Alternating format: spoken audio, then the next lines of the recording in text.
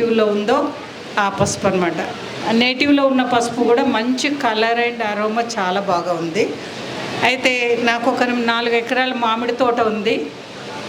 కోతులు రోజు రోజుకు వాటి సంఖ్య విపరీతంగా పెరిగిపోయి ఈసారి వేలల్లో చేరింది. ఇప్పుడు నాకు జీరో అనమాట, జీరో క్రాప్. 200 మామిడి చెట్లు ఉన్నాయి, జీరో క్రాప్.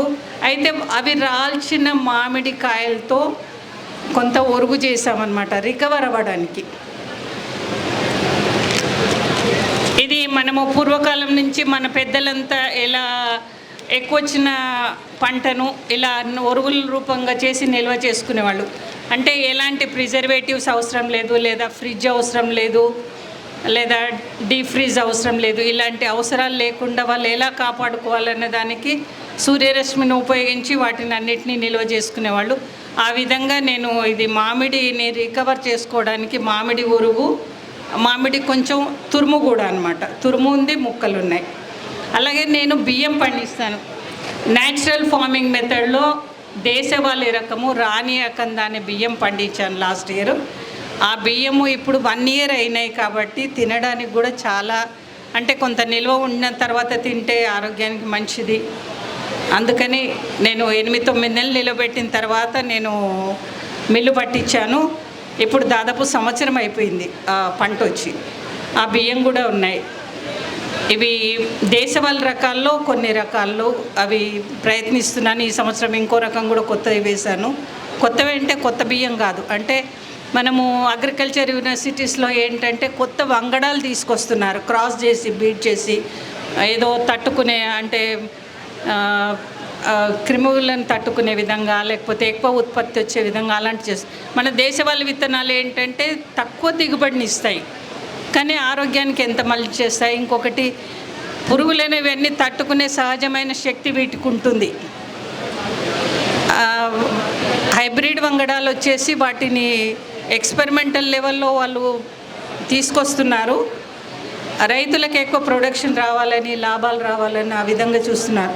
ఆరోగ్యం కోసం చూసుకుంటే మనం తక్కువ పెట్టుబడి వచ్చినా, తక్కువ ఇది వచ్చినా దానివల్ల అంటే వ్యవసాయంలో ఉండే తృప్తిని, ఆనందాన్ని పొందుతూ మనం తీసుకునే ప్రోడక్ట్స్ ఎంతో విలువైనవిగా ఉండాలి. నా స్టాల్ వచ్చేసి 44. దాంట్లో పసుపు ఉంది, మామిడొరుగు ఉంది, బియ్యం ఉన్నాయి, మిల్లెట్స్తో చేసిన రాగి మాల్ట్ ఉంది, నువ్వులు ఉన్నాయి. ఈ 5 ప్రోడక్ట్స్ నేను తీసుకొచ్చాను. నిజమైన రైతుల నుంచి వచ్చే ప్రోడక్ట్స్ని, సహజంగా పండించే వాళ్ళని ప్రోత్సహించాలి. లేదా కెమికల్ వ్యవసాయాలు అవన్నీ చాలా పెరిగిపోతున్నాయి. లాభాలు చూసుకొని వ్యవసాయం చేస్తే మన ఆరోగ్యాలు, మనం అంతా హాస్పిటల్స్కి పే చేయాల్సి వస్తుంది. దాన్ని గమనించుకొని నిజమైన ఉత్పత్తులను ప్రోత్సహించాలని కోరుతున్నాను. ఆ పొలం అండి పరిగి, వికారాబాద్ డిస్టిక్. ఇదివరకు హైదరాబాద్ అని ఉండేది, తర్వాత రంగారెడ్డిగా మారింది. ఇప్పుడు వికారాబాద్, కొత్తగా వికారాబాద్ డిస్ట్రిక్ట్. చాలామందికి తెలియకపోవచ్చు.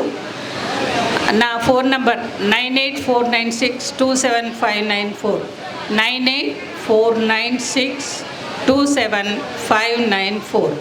Thank you.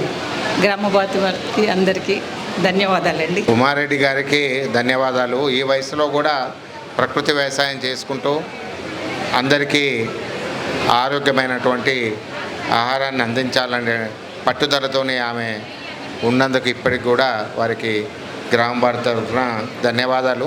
ఎందుకంటే గ్రామ భారతి గత 30 సంవత్సరాల నుంచి ఇదే పని చేస్తుంది.